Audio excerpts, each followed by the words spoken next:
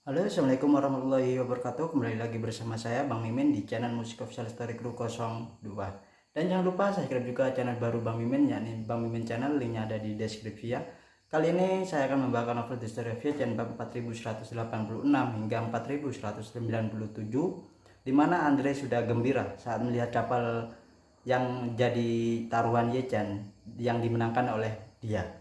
Tapi apa yang mereka sangka akan terjadi musibah. Langsung saja ke ceritanya ya. Mohon maaf jika ada keterlambatan upload ya, karena Mimin habis jatuh sakit ya. Bab 4186. Andre mengeluarkan raungan kegembiraan dan ekstasi yang juga membuat anggota kelompok di belakangnya sangatlah bersemangat. Semua orang bersiap-siap menunggu untuk naik ke kapal untuk mencari tahu.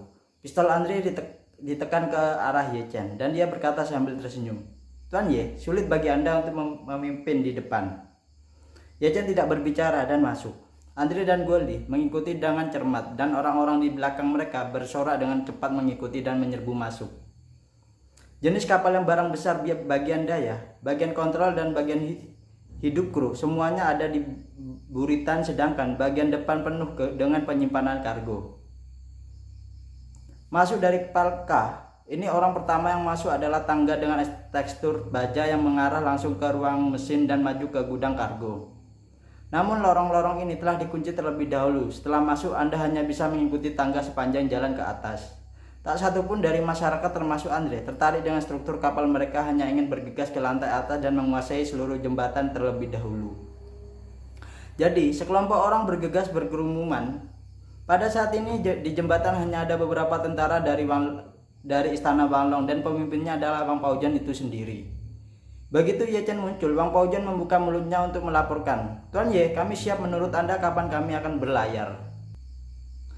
"Apakah kamu masih ingin berlayar?" Andre di sebelah Ye Chen mencibir dua kali, mengangkat pistol, mengarahkannya ke dahi Wang Paojan dan berkata dengan dinginnya, "Biarkan semua orang menghentikan pekerjaan mereka, berkumpul di geladak. Jika ada seorang yang berani memanggil polisi, aku akan membunuhmu dulu." Melihat moncong senjata pihak lain, Wang Paojan tidak bisa membantu, tetapi menjadi sedikit tercengang dan menghela nafas kepada Ye Chen. "Tuan Ye, sejujurnya bahwa saya tidak ingat kapan terakhir kali seseorang menodongkan pistol ke kepala saya." Andre tidak menyangka Wang Paojan akan berani berbicara dengannya seperti ini dan segera berkata dengan ekspresi galasnya, Nak, di Vancouver, jangan berbicara terlalu keras. Ada naga tersembunyi dan harimau yang berjongkok di sini, dan kamu seperti karakter kecil yang bodoh. Kamu tersinggung di sini. Orang tidak tahu bagaimana kamu akan mati." Ketika Ye Chen mendengar ini, dia tidak bisa menahan tawa dua kali dan berkata kepada Wang Paojan, "Paojan, ini adalah bos grup Italia Vancouver itu. Dikatakan bahwa dia dapat menutupi langit dengan satu tangan di Vancouver. Yaitu sangat luar biasa, bukan?" "Satu tangan menutupi langit, Tuan?" Wang Paojan tidak bisa menahan tawa. "Hahaha, Tuan Ye, sejujurnya meskipun bawahan saya tidak melakukan bisnis di Amerika Utara, mereka masih memiliki pemahaman tentang situasi di Vancouver saat ini."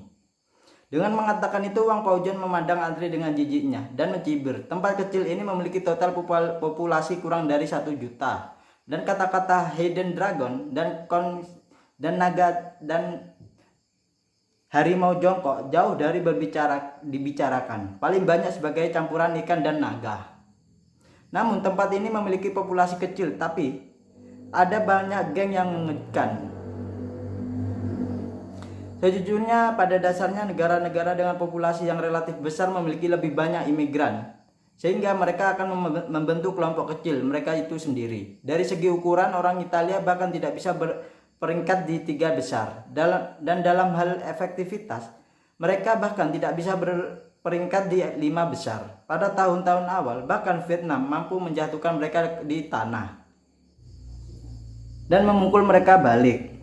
Tanpa kekuatan untuk melawan, geng-geng Italia telah lama dipukul kembali ke Sisila. "Bajingan, kamu sedang mencari kematian kah?" Ucapan Wang Paojan langsung membuat marah semua anggota geng termasuk Andre itu sendiri. Andre bahkan membuka mulut mempalu pistol seolah-olah Andre akan mengatakan sebenarnya lagi, "Dan saya akan membunuh Anda." Meskipun mereka semua tahu bahwa geng mereka tidak berada di peringkat 3 besar di Vancouver, mereka juga tahu bahwa kekuatan tempur mereka tidak berada di peringkat 5 besar. Tapi ucapan seperti ini diucapkan oleh seorang pelaut yang benar-benar membuat mereka merasa terhina. Secara khusus, kalimat terakhir Wang Paojan mengenai kelemahan mereka. Geng Italia benar-benar tidak beruntung tahun ini. Alasan mereka dulu rukun di Kanada hanyalah karena mereka datang lebih awal. Sebelum gelombang besar imigran Asia ke Vancouver, mereka sudah keluar dari silsilah dan membangun kekuatan mereka sendiri di Amerika Serikat dan Kanada. Namun setelah Perang Vietnam, sejumlah besar pensiun dan tentara Vietnam yang kalah datang ke Kanada dengan kualitas militer yang sangatlah baik. Mereka segera menempati tempat di Kanada. Grup Italia tidak memiliki hari yang lebih baik sejak saat itu. Kemudian dengan munculnya geng Cina dan infiltrasi pasukan Eropa Timur menjadi semakin sulit bahkan bagi orang-orang Vietnam.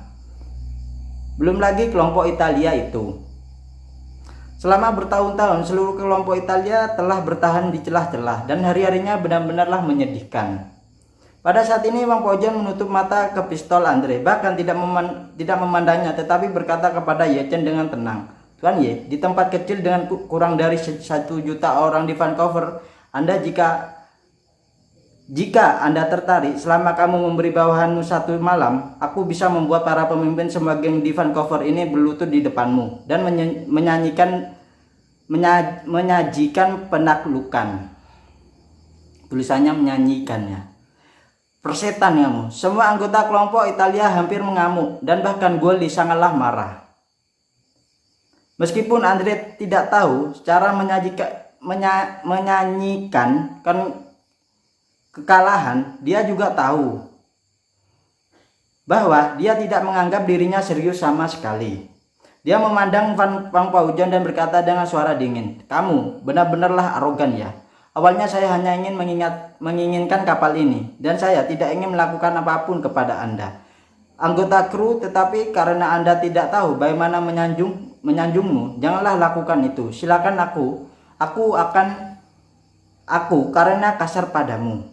Wang Paojan melirik ke Andre dan berkata dengan ringannya, "Alasan mengapa kamu bisa hidup sepenuhnya karena Tuan Ye ingin meninggalkanmu sendirian. Jika tidak, saat kamu mengarahkan pistol ke arahku, kamu sudah mati." Ketika Goli mendengar ini, dia segera menjadi marah, menunjuk ke Wang Paojan dan memarahi dengan gigi terkatupnya. "Apakah kamu membiarkan keledai menendang otak Anda? Sutra dan menjalankan perahu sialan ini. Beraninya Anda membual tentang omong kosong semacam ini. Brengsek kamu. Kamu sialan." Wang Paojan tersenyum sedikit dan bertanya kepada Goli dengan rasa ingin tahunya, "Saya tidak begitu mengerti. Anda orang Cina. Mengapa Anda ingin menjadi anjing dengan sekelompok orang Italia ini?" Goli segera marah dan dia menggertakkan gigi dan memarahinya. "Sial, siapa yang kamu bilang anjing? Aku orang kedua dari kelompok Italia." Wang Paojan mengangguk dan berkata sambil tersenyum, "Orang kedua? Jangan khawatir, aku pasti akan menjagamu di masa depan." Goli saat ini tidak tahu apa-apa yang dimaksud Wang Paojan dengan apa yang dimaksud kepedulian berlebihan. Dia hanya tahu bahwa martabatnya pada saat ini telah ditendang dan dihina tidak seperti sebelumnya. Setelah itu dia segera berkata kepada beberapa anggota kelompok Italia di sekitarnya, "Kalian tarik orang ini ke geladak dan pukul dia untukku dengan kerasnya. Omong-omong, sobek mulutnya untukku juga." Anggota kelompok Italia segera berjalan ke Wang Paojan dengan agresifnya. Saat orang-orang ini berjalan, mereka dengan sengaja bertepuk tangan.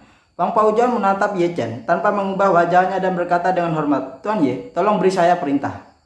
Goli tidak bisa menahan diri untuk tidak meludah dan mengutuknya. "Aku sangat yakin padamu. Aku tidak lupa berpura-pura menjadi pemaksaan ketika aku akan mati. Saya pikir Anda adalah raja dari nama keluarga dan raja nama.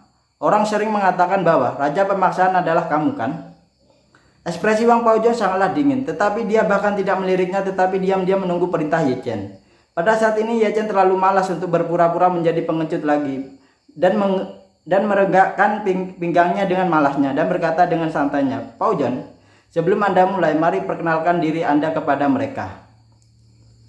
Kata-kata Ye Chen langsung mengejutkan kelompok Andre dan Goli. Goli tidak bisa tidak merenungkan, tidak apa-apa untuk mengatakan bahwa patah hati itu gila. Orang bermarga Ye dan orang ini juga gila. Hanya ingin tahu, Wang Paojan membungkukkan tangannya ke Ye Chen dan dengan hormat, lalu memandang Goli, Andre, dan yang lainnya berkata dengan ringannya, "Perkenalkan diri kamu.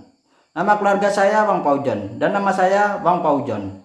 Bang Paujon, ketika Guoli mendengar nama itu dia terkejut pada awalnya. Dia selalu merasa bahwa nama itu tampaknya sangatlah familiar, tetapi dia tidak dapat mengingat siapakah itu dia. Pada saat ini Andre tanpa sadar berkata, "Namamu Wang Paujon? Sial, tidak heran kamu begitu sombong. Jadi kamu memiliki nama yang sama dengan Master Istana Wanlong yang terkenal itu." Mereka semua tiba-tiba menyadari ini. Tidak heran namanya terdengar familiar. Wang Istana Wanlong, Wang Paujon yang terkenal ini adalah sosok legendaris seperti dewa. Namun pada saat ini dia tidak ada yang percaya bahwa Wang Paujon di depannya adalah Wang Paujon penguasa Istana Wanlong. Oleh karena itu Guoli kembali ke akal sehatnya dan berkata dengan suara dinginnya, "Kamu pikir kamu memiliki nama yang sama dengan penguasa Istana Wanlong dan aku tidak akan berani menyentuhmu. Di antara 1,4 miliar orang Tiongkok, Wang Paujon tidak diketahui berapa banyak, tetapi hanya ada satu Wang Paujon yang benar-benar memiliki kemampuan. Apakah itu kamu?" Wang Paujon tersenyum sedikit dan berkata, "Saya adalah Wang Paujon yang Anda katakan saat ini." Guoli merasa kesal olehnya dan hendak berbicara, tetapi Wang Paujon tidak lagi berniat untuk terus bermain dengan mereka. Jadi dia mengucapkan dua kata dengan ringannya, "Lakukan." Begitu suara itu jatuh, puluhan tentara berpakaian hitam dengan senapan serbu miliaran mengalir dari luar jembatan. Kemudian di tangga bagian bawah, puluhan tentara juga menyerbu dengan senapan serbu. Andre dan yang lainnya terhalang sebagian di kursi pengemudi dan beberapa diblokir sepenuhnya di tangga bertingkat. Ketika mereka terlihat begitu banyak tentara dengan peluru tajam, mereka semua ketakutan. Di antara begitu banyak orang dalam kelompok Italia ini, hanya sedikit yang benar-benar memiliki senjata dan beberapa hanyalah pistol. Daya tembaknya benar-benar berbeda dari para prajurit dari Istana Wanlong ini. Andre hampir tercengang saat ini karena ini memegang pistol di tangannya. Dan yang mereka hadapi adalah Wang Paujon. Jadi ada lebih dari selusin senapan serbu yang menghadapnya saat ini. Guoli kembali sadar dalam sekejap dan segera meletakkan kepalanya di tangannya dan berteriak keras, jangan tembak aku, aku menyerah." Andre segera menatap Guoli dengan giginya dan menggertak. Dia benar-benar tidak menyangka bahwa Guoli akan jatuh begitu cepat pada saat kritis ini. Pada saat ini dia masih bertahan, tangan kanannya gemetar dan mengarahkan pistol ke Wang Paujon. Menggertakkan giginya dan berkata, "Sialan, jika kamu tidak membiarkan mereka meletakkan pistol, semua orang akan mati bersamanya." Wang Paujon tersenyum menghina, tiba-tiba mengeluarkan tangannya dan mengambil pistol Baretta dari tangannya dengan kecepatan yang sangatlah cepat. Andre tidak bereaksi, pistol kesayangannya sudah ada di tangan Wang Paujon saat ini. Wang Paujon melihat ke pistol Baretta dan menggelengkan kepalanya dengan jijiknya, memegang pegangan di satu tangan dan laras di tangan lainnya, memutar pistol baja menjadi putaran dengan sedikit kekuatan di kedua tangannya. Ketika Andre melihat adegan ini, seluruh orang hampir takut untuk buang air kecil. Dia telah mendengar bahwa Istana Wanlong adalah seorang ahli top di bidang tertentu, tetapi dia tidak pernah berpikir bahwa fungsi tubuh Wang Paujon akan begitu kuat, dan bahkan pistol yang dia terbuat dari baja dapat dengan mudah dipelintir menjadi putaran. Normal sekali. Semua manusia bisa memilikinya. Pada saat ini dia juga sangatlah yakin bahwa pria di depannya adalah Master Istana Wanlong yang terkenal Wang Paujon yang asli. Melihat adegan ini, yang lainnya gemetar ketakutan. Mereka tahu bahwa mereka sama sekali tidak memiliki peluang untuk menang. Jika mereka berani maju ke depan saat ini, itu pasti pada dasarnya akan menjadi jalan buntu. Akibatnya sekelompok besar orang berjongkok di tanah dengan kepala di atas kepala. Bahkan mereka yang masih berdesakan di tangga semuanya berjongkok. Wajah Andre juga pucat karena ketakutan menatap Biacem. Dia bertanya dengan gemetar, Tuan Ye, ini apa yang terjadi? Apakah ada kesalahpahaman di sini?" Biacem tersenyum sedikit. "Tidak salah paham. Bukankah kamu memenangkan perahu dariku? Aku akan memberimu perahu ini sekarang." Tidak peduli seberapa bodohnya Andre, saat ini dia tahu bahwa Biacem sebenarnya berpura-pura menjadi anjing bodoh dan babi dan memakan harimau. Bahkan Master Istana Wanlong yang terkenal mengaku sebagai bawahannya di depannya. Kekuatan orang ini mungkin jauh di luar imajinasinya saat ini. Memikirkan hal ini, dia segera mengangkat tangannya dan menampar wajahnya sendiri, tersedak dan berkata, "Tuan Ye, saya benar-benar minta maaf. Saya seharusnya tidak membayar Anda $1.000 di meja judi. Silakan lihatlah, demi tidak ada kesalahpahaman lain. Beri saya kesempatan untuk menebus kesalahan saya." Biacem tersenyum dengan penuh minat dan bertanya, Ayo bicarakan itu, bagaimana kamu akan meminta maaf padaku? Andre buru-buru berkata, saya tidak ingin perahu ini. Selain itu saya akan mengembalikan semua uang yang hilang dari saya di kasino tadi. Selain itu, saya akan memberi Anda $1 juta Kanada sebagai permintaan maaf. Saya harap Anda bisa mengingat perbuatan penjahat ini. Ye-chan berkata sambil tersenyum, Andre, kamu telah mendengar tentang Istana Wanlong. Maka kamu harusnya tahu bahwa para prajurit Istana Wanlong memiliki biaya penampilan yang sangatlah tinggi.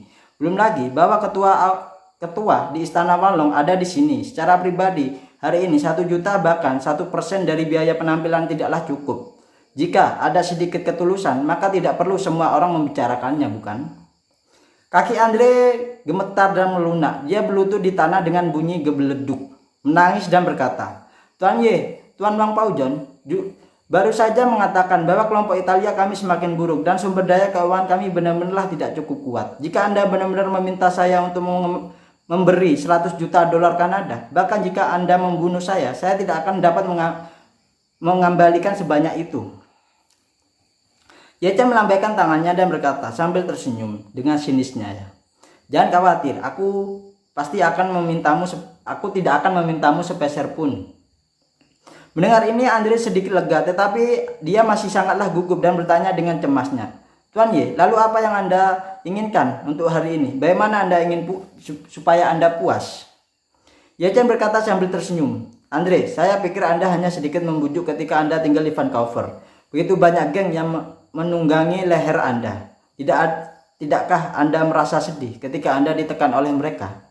Andre tidak mengerti niat Ye-chan, tetapi dia menjawab dengan jujur, Tuan Ye, saya akan mengatakan yang sebenarnya. Kami benar-benar malu di Vancouver dan situasinya semakin kecil dan semakin kecil.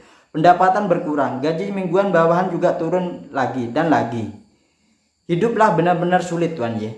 Ye-chan mengangguk dan berkata dengan wajah seriusnya, kamu Huaxia sering mengatakan bahwa kami tidak mengenal satu sama lain. Jika kami tidak bertarung, ini sedikit takdir bahwa setiap orang bisa sampai di titik ini hari ini.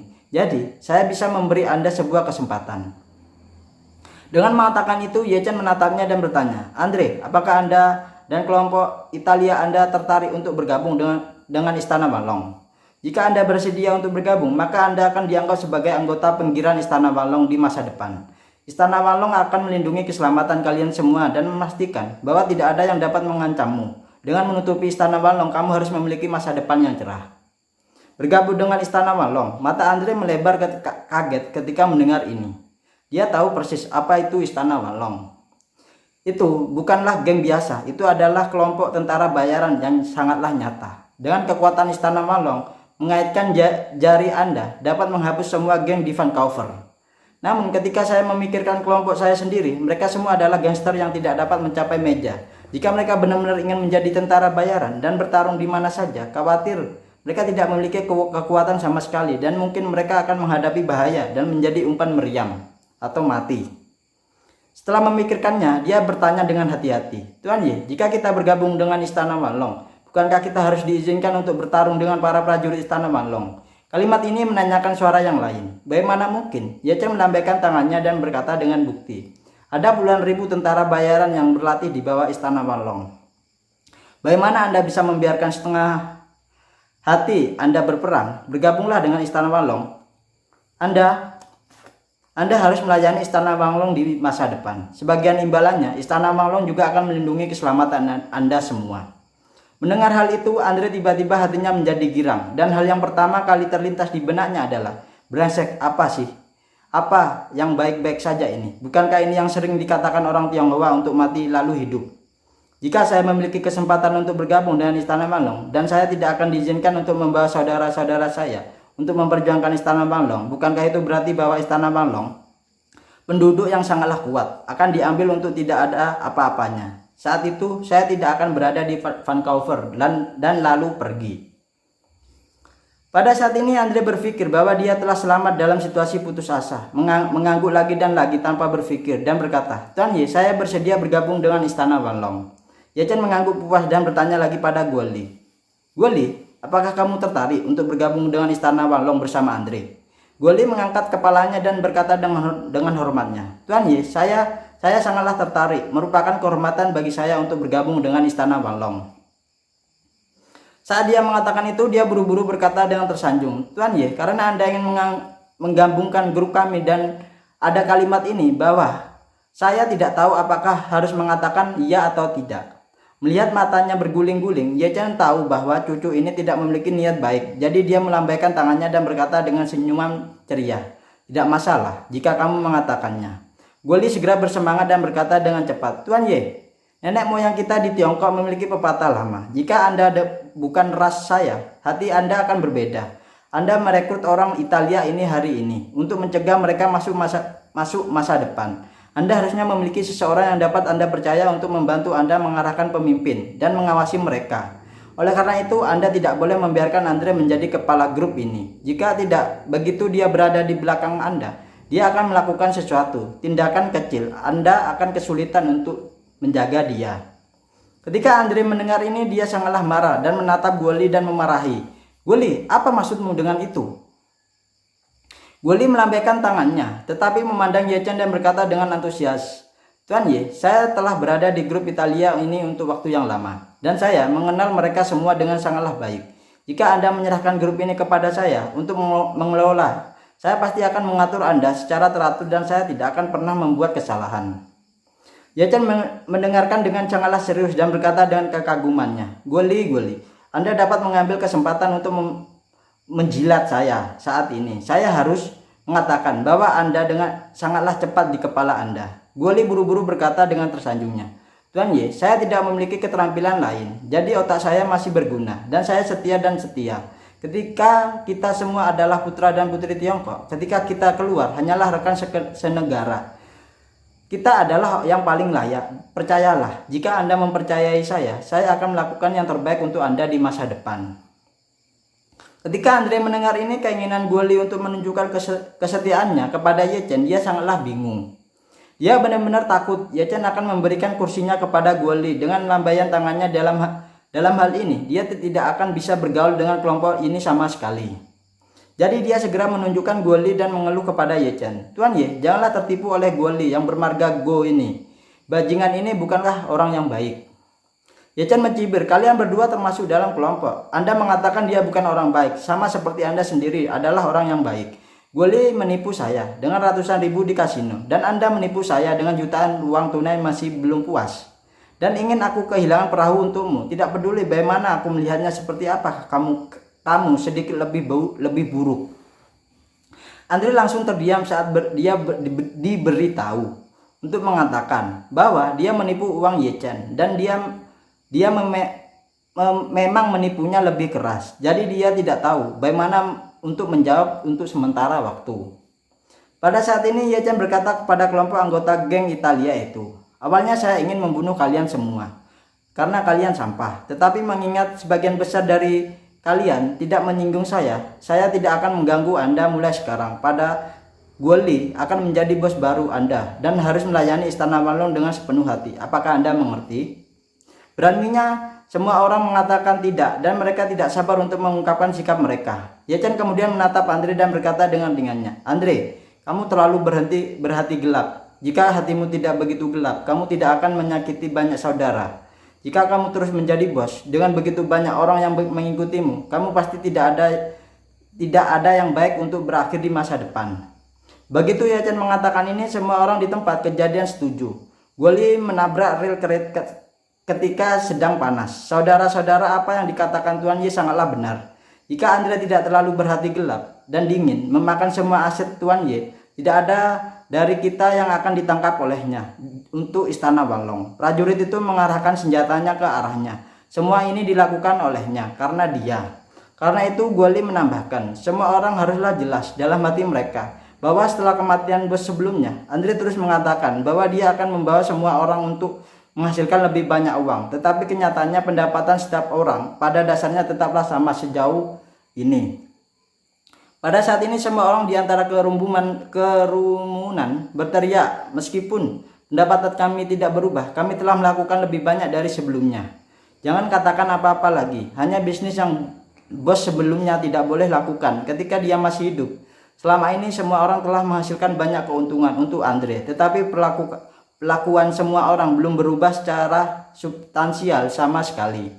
Sebaliknya, pendapatan Andre sendiri meningkat pesat dalam beberapa bulan terakhir dan dia bahkan mengendarai Rolls Royce. Pernyataan ini benar-benarlah memancing ketidakpuasan anggota geng ini. Semua orang merasa bahwa Andre benar-benarlah bukan pemimpin yang berkualitas dan dia harus segera turun. Pada saat ini Ye Chen memandang semua orang dan bertanya, mulai hari ini Guoli akan menjadi bos Anda. Apakah Anda punya pendapat? Semua orang saling memandang untuk sementara waktu. Bahkan jika semua orang tidak puas dengan Andre, sulit bagi mereka untuk menerima Guoli, seorang pria Cina, untuk memimpin mereka. Bagaimanapun ini adalah kelompok Italia, meskipun tidak semua orang berasal dari silsilah, tetapi setidaknya mereka semua memiliki darah keturunan Italia. Jika kelompok Italia ini dipimpin oleh orang Cina di masa depan, saya khawatir orang akan mentertawakannya. Namun saat ini meskipun setiap orang memiliki pendapat di dalam hati mereka, tidak ada yang berani berbicara di depan umum. Karena menurut pendapat semua orang, Guoli yang telah menerima dukungan dari Tuan Ye ini. Meskipun mereka tidak tahu asal-usul Tuan Ye ini, bahkan Wang Paojun yang terkenal menyebut dirinya bawahannya di depannya, yang cukup untuk melihat bahwa pria ini pasti sangatlah kuat. Selain itu, Guoli telah mendapatkan persetujuan siapapun yang menentangnya saat ini pasti akan mencari masalah dan kematian.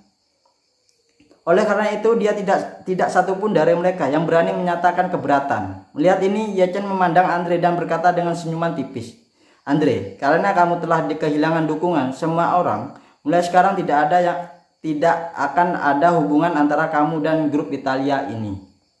Melihat bahwa dia telah kehilangan basis masanya begitu cepat, Andre secara alami tidak mau dalam hatinya. Dia menunjuk Guoli dengan marah dan berkata kepada Ye Chen, Tuan Ye, Anda tidak boleh jatuh cinta kepada penjahat ini. Guoli putra ini jalang, telah lama hancur ke inti, dan bos terakhir dari kelompok kami dibunuh olehnya. Jika Anda menjaganya di sisi Anda, dia pasti akan membunuh Anda di masa depan nanti. Begitu Andre mengatakan ini, semua anggota organisasi gempar. Semua orang sekarang berpikir bahwa ayah Claudia meninggal dalam api, tetapi tidak ada yang mengira bahwa itu benar-benar dibunuh oleh oleh Guoli. Guoli juga panik saat ini dan berkata dengan cepatnya, Tuan Ye, jangan dengarkan omelannya itu. Bos terakhir kita tewas dalam kebakaran dan itu tidak ada hubungannya dengan saya. Kamu, Andre memarahi dengan gigi terkatupnya. Kamulah yang meracuni anggur merah dan meminumkan dengan membunuh ayah Claudia dan anak-anaknya dan istrinya. Kemudian mereka membakar keluarga mereka yang terdiri dari 4 orang, dibakar menjadi abu. Dan istri Dinocchio adalah saudara perempuanmu. Jika dia tidak menerimamu, kamu akan mati di jalan di Vancouver. Dasar binatang yang tidak tahu berterima kasih kamu. Raungan Andre yang tiba-tiba membuat semua anggota grup Italia tercengang. Seorang menatap Guoli dan berseru dan bertanya dengan tajamnya, apakah yang dikatakan Andre itu benar? Tentu saja tidak. Guoli meraung dengan suara gemetar, lalu menunjuk ke arah Andre dengan kerasnya, mengeluh. Andre, bukankah kamu hanya berpikir bahwa Tuan Ye telah melanggar minatmu dengan menjadikanku bos di grup ini? Kekuatanmu tidaklah dijamin. Kamu membuat kebohongan seperti itu untuk menjebakku dan menjadikanku penjahat dan tidak tahu malu, sehingga membuat Tuan Ye kecewa denganku. Tetapi Tuan Ye sangatlah cerdas. Bagaimana dia bisa tertipu olehmu? Mendengar ini, Ye Chen menyekat senyuman aneh di sudut mulutnya, lalu menatap Andre dan berkata dengan dinginnya, Andre, metodemu ini benar-benarlah terlalu tercelah. Menurut pendapat saya, Guoli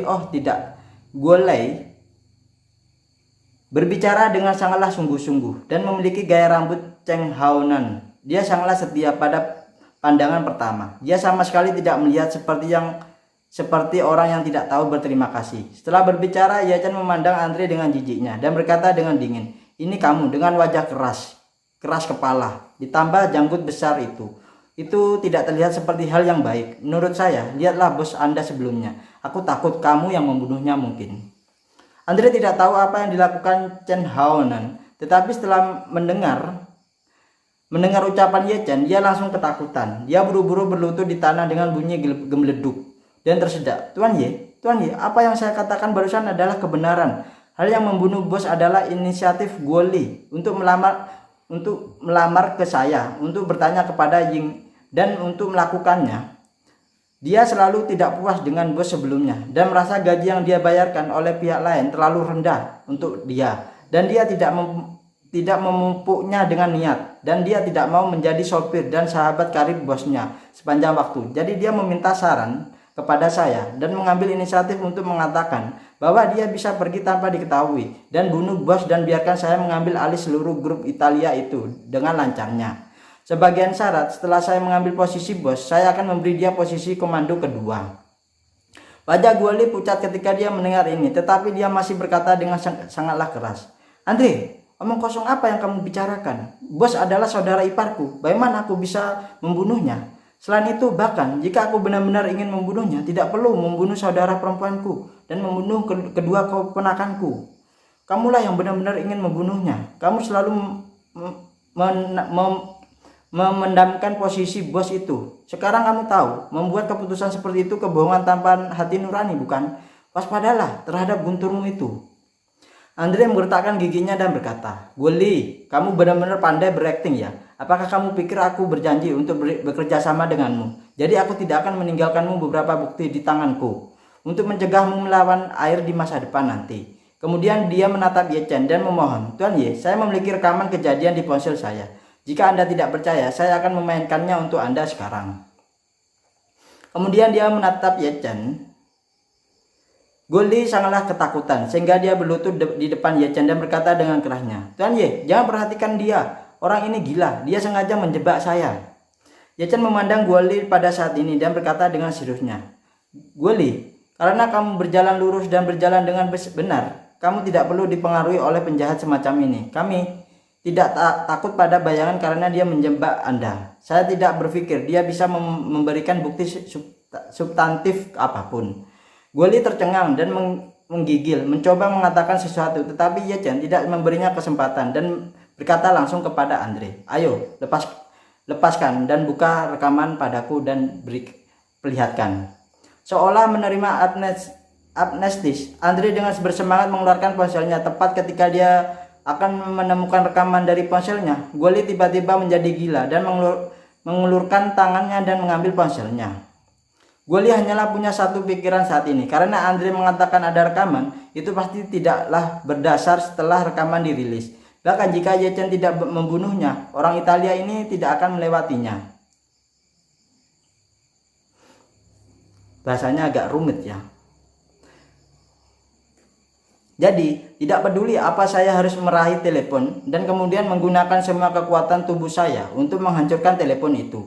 Pada saat itu, jika tidak ada bukti kematian, itu dapat dianggap sebagai kesempatan terakhir untuk menukar diri sendiri. Namun saat ini dia mengeluarkan tangannya. Bang Pojon bergerak dengan cepat kilat, meraih pergelangan tangan Guoli dan merampas pergelangan tangannya di antara mulut harimau dengan sedikit kekuatan. Guoli terus meratap kesakitan dan Ye Chen berkata pada Bang Pojon, "Pojon, jangan sakiti. Jika orang ini tidak akan berguna." Guoli tidak mengerti apa yang dimaksud Ye Chen dan apa yang dimaksud orang ini tidak akan berguna jika dia kesakitan. Tetapi dia telah melihat kekuatan Wang Pojon sekarang dan tahu bahwa jika dia menggunakan sedikit kekuatannya, tangan kanannya akan sama sekali tidak berguna. Itu adalah kata-kata Ye Chen, "Biarkan dirimu sendiri melarikan diri untuk sementara waktu." Mendengar kata-kata Ye Chen, Wang Pojon mengangguk dengan hormat. Alih-alih terus mengarahkan kekuatan, dia menoleh ke salah satu bawahnya dan berkata, "Ikat dia untukku." Prajurit istana Wang Long segera melangkah maju mengikat tangan Guoli di belakangnya dengan erat dan menendangnya di soket kakinya. Guoli tiba-tiba tidak bisa mengendalikan dan berlutut di tanah. Melihat bahwa dia gagal dalam pertarungan terakhirnya, Guoli seperti ayam jago yang kalah, dengan putus asa menunggu keputusan terakhir. Pada saat ini Andre menemukan rekaman, menaikkan volume ke maksimum dan mulai bermain videonya. Dalam rekaman itu, Guoli tertawa dan berkata, "Tuan Ritz, masalah telah selesai. Saya memasukkan obat tidur dan racun ke dalam anggur dan dia meminumnya untuk 4 keluarga. Obat tidur mulailah bereaksi dalam waktu sekitar 1 jam lagi, dan racun setelah sekitar 1,5 jam. Obat tidur akan membuat mereka tertidur dan racun akan melumpuhkan sistem pernapasan mereka dan akhirnya mereka akan mati karena kekurangan oksigen." Andre bertanya kepadanya, empat anggota, bukan 5. Guoli buru-buru berkata, Garis itu, Claudia tidak akan makan di rumah malam ini. Dia bilang dia akan pergi ke pesta dengan teman-temannya sekelasnya. Kurasa dia kembali sangatlah terlambat. Dia pasti mengira keluarganya sudah tertidur saat itu, dan dia tidak akan menemukan apapun yang abnormal. Andre berkata dengan dinginnya, "Kamu mengatakan dengan mudah. Jika dia mengetahui bahwa orang itu telah diracuni dan mati, semuanya akan tertangkap." Goli berkata, "Jangan khawatir, Tuan Ritz. Saya sudah menyiapkan cukup bensin di ruang bawah tanah. Ketika Claudia pulang, saya akan membiarkan orang menyalakan bensin dan membuat api 50 galon. Bahkan jika dia berhasil melarikan diri, orang tuanya dan 2 adik laki-lakinya pasti telah dibakar menjadi abu. Bagaimana dia tahu? Bagaimana dia tahu kalau orang tuanya dibunuh?" Andre berkata, "Goli, kamu melakukan semua ini. Jika insiden ini terjadi, itu akan menjadi tanggung jawabmu itu sendiri. Aku tidak berpartisipasi di dalamnya bersamamu." Goli berkata sambil tersenyum, "Tuan Ritz, yakinlah masalah ini adalah ide Goli. Saya dan ide saya. Goli, saya tidak ada hubungannya dengan Anda. Saya sangatlah kesal dengan keluarga mereka untuk waktu yang lama. Jika saya membunuh mereka semua, bahkan jika saya tidak mendapatkan manfaat apapun, saya akan bahagia di hati saya." Setelah mengatakan itu, Goli berkata dengan penuh perhatian, "Tuan Ritz, kehidupan keluarga mereka adalah nama yang saya berikan kepada Anda. Dan saya, Goli, tidak meminta apapun lagi. Saya hanya meminta itu. Setelah Anda menjadi bos di grup ini, Anda bisa menjadikan saya tangan kanan Anda." Andre juga menyerah saat ini. Dia takut Ye Chen akan menahan Goli. Dalam hal ini dengan perilaku Goli dia pasti akan habis. Karena itu dia lebih suka mengekspos masalah ini sepenuhnya daripada membiarkan Goli lolos. Dan rekamannya sangat jelas. Ini sendiri adalah senjata pembunuhnya untuk memeriksa dan menyeimbangkan Goli, dan tidak pernah berpikir bahwa itu akan digunakan saat ini. Faktanya, Goli juga tahu bahwa Andre pasti memiliki bukti untuk hal semacam ini. Karena kuno dan modern, di dalam dan di luar negeri, masalah menerima sertifikat nama terus terang adalah mengambil inisiatif untuk memberi pihak lain pegangan besar tentang dirinya sendiri atau rahasia.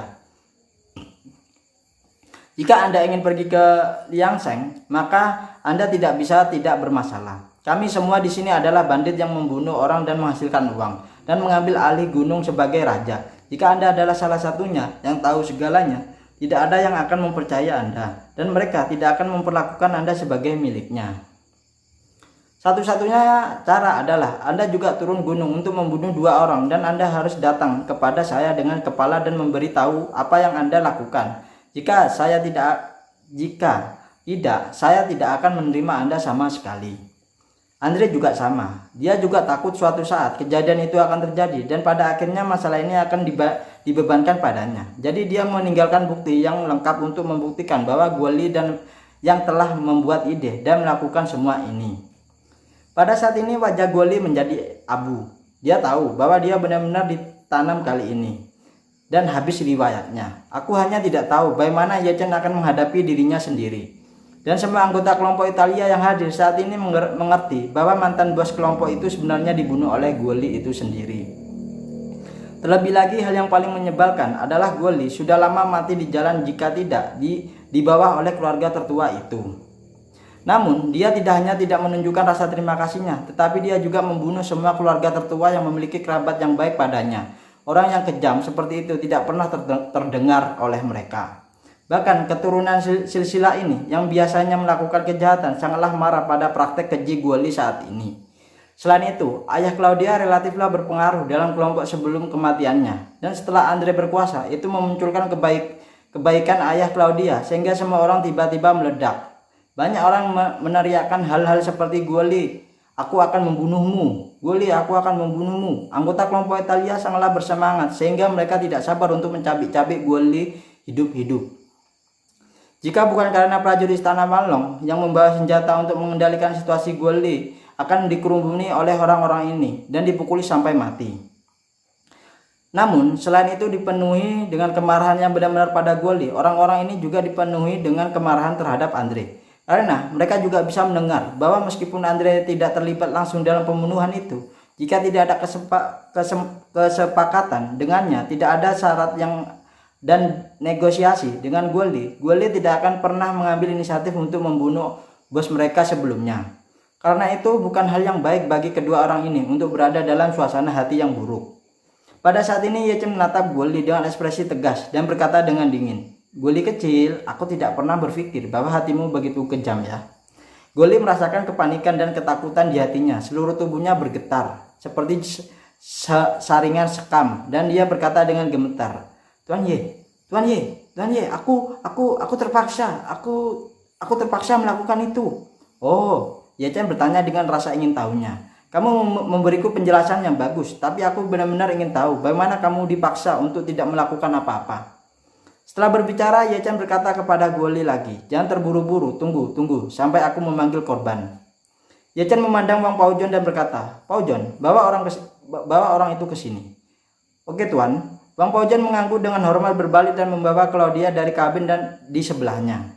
Pada saat ini Claudia memiliki air mata di wajahnya. Dia hanya di sebelah mendengarkan semua yang terjadi di sini. Ketika dia mendengar rekaman panggilan telepon Goldie dan Andre, dia sangatlah marah sehingga dia ingin membunuh Goldie saat ini dengan tangannya sendiri dan membalaskan dendam keluarganya.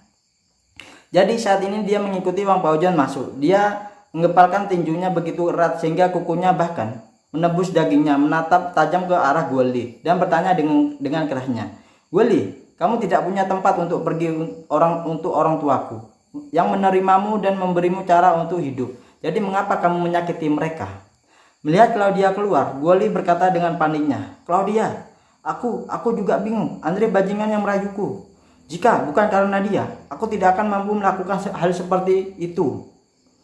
Andre segera meraung, "Goldie, bajingan Anda masih bisa mencari alasan ingin menjebak saya. Anda mengambil inisiatif itu sendiri untuk menemukan saya dan mengusulkan agar Anda membunuh keluarga mereka. Sebagai imbalannya, setelah saya mengambil alih sebagai bos, beri Anda posisi komando kedua. Semua ini adalah idemu, bukan?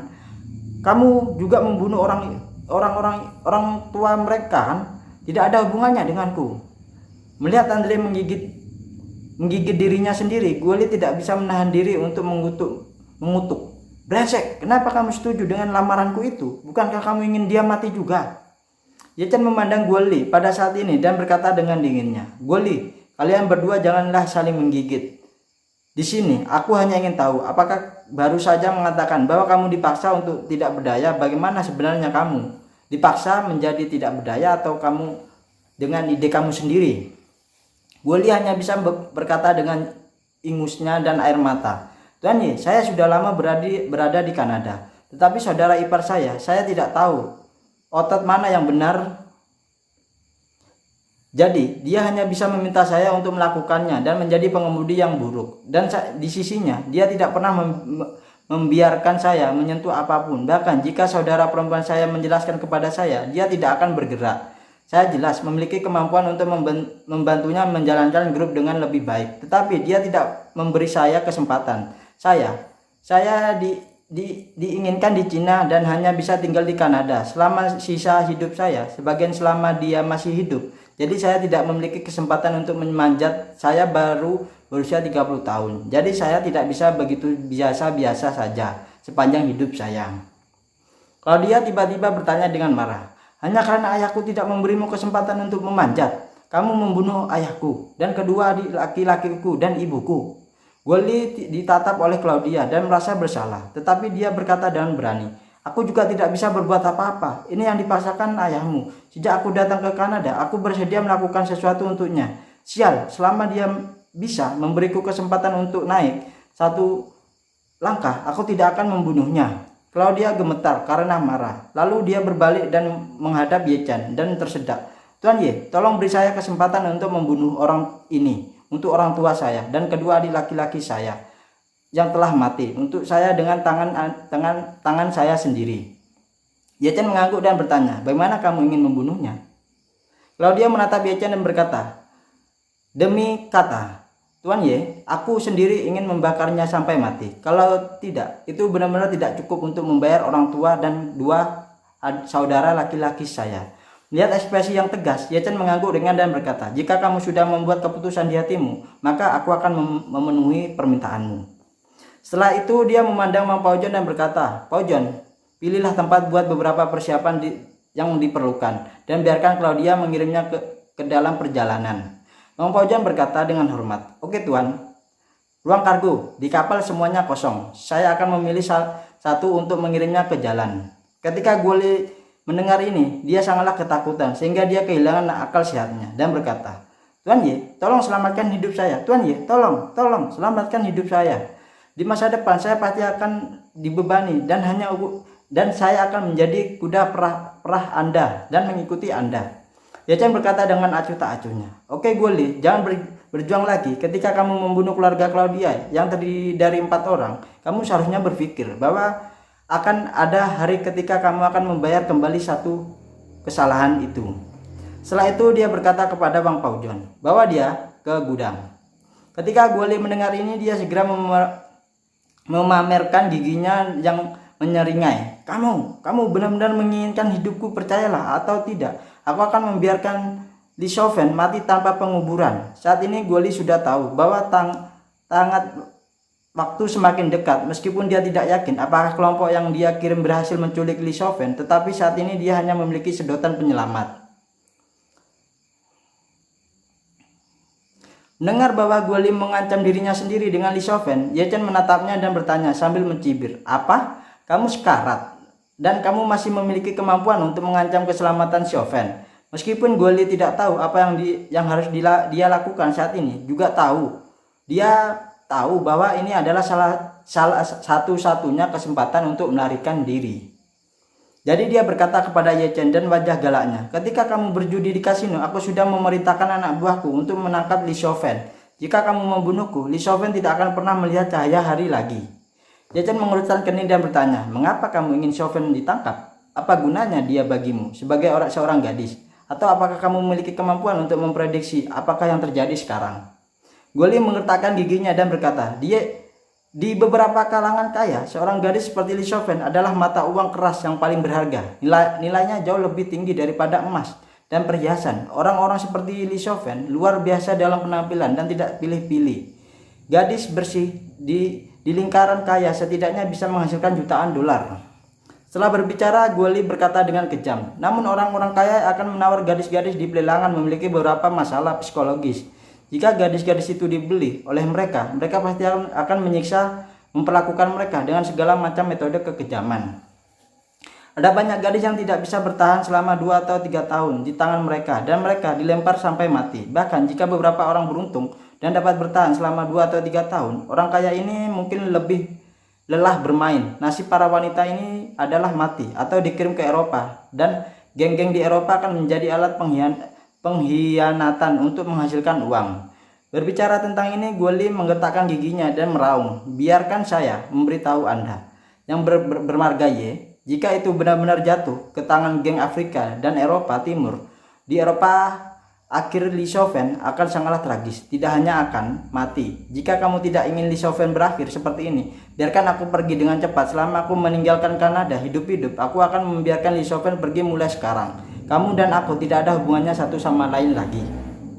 Ye Chen memandang Guoli dengan penuh minat dan bertanya dengan rasa ingin tahu, "Guoli, kamu juga telah melihat bahwa seluruh istana Walong adalah orang-orangku. Bahkan jika kamu dapat meninggalkan Kanada hidup-hidup, apa yang dapat kamu lakukan untuk melarikan diri dari istana Walong?"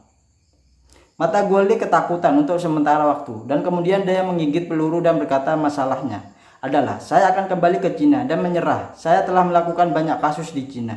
Tidak hanya penipuan telekomunikasi, tetapi juga banyak kasus hal-hal lain di punggungku.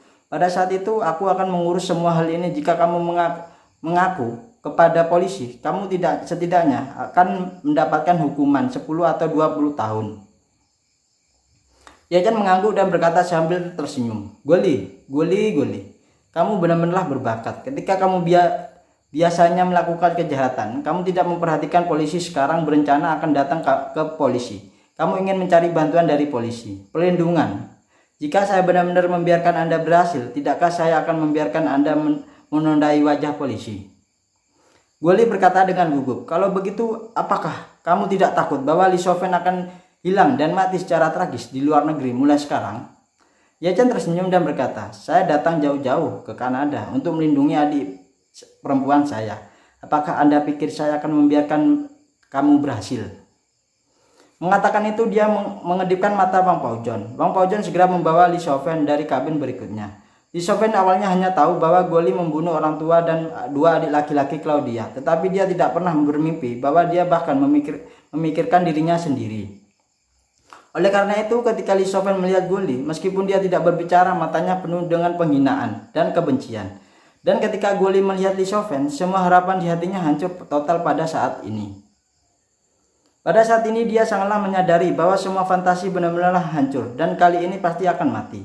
Hanya saja dia benar-benar tidak mengerti mengapa Ye Chen tidak mengenal Nabi dan tahu bahwa dia akan melakukan sesuatu pada Li Shoufen.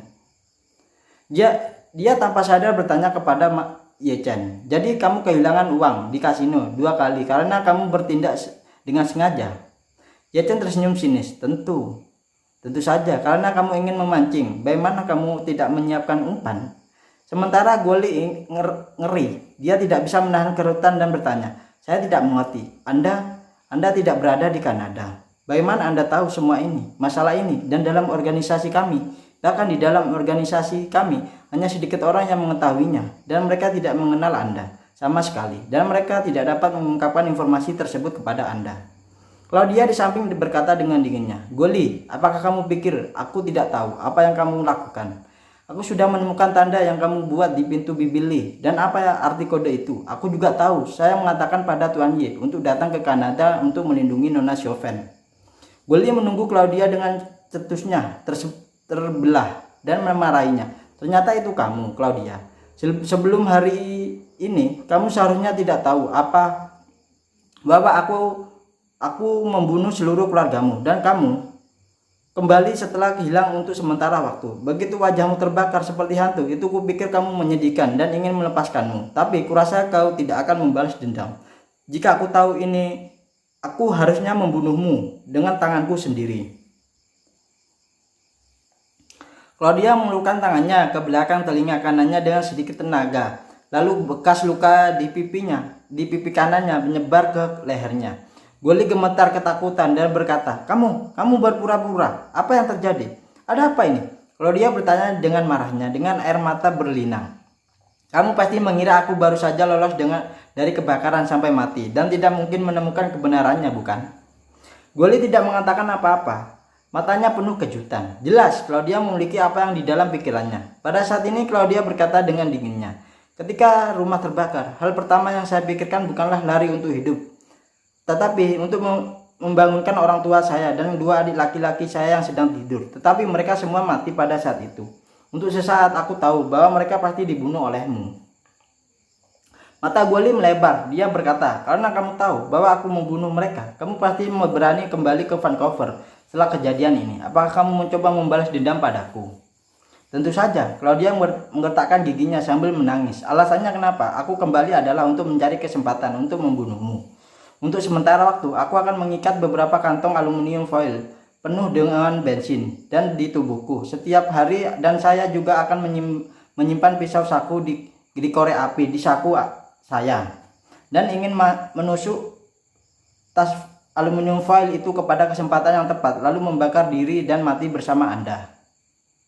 Berbicara tentang ini, Claudia melirik Li Shoufen dan berkata kepada Li Shoufen, Guoli, tapi kamu masih memiliki nasib besar. Selama waktu itu, setiap kali kamu muncul di depanku, kamu datang untuk menemukan Nona Shoufen dan kakak Shoufen dan Bibi Li. Selalu merawat saya secara khusus karena takut saya tidak akan dapat memikirkannya dan bahwa saya akan diganggu. Jadi mereka tidak pernah memberi saya kesempatan untuk bertemu dengan Anda sendirian.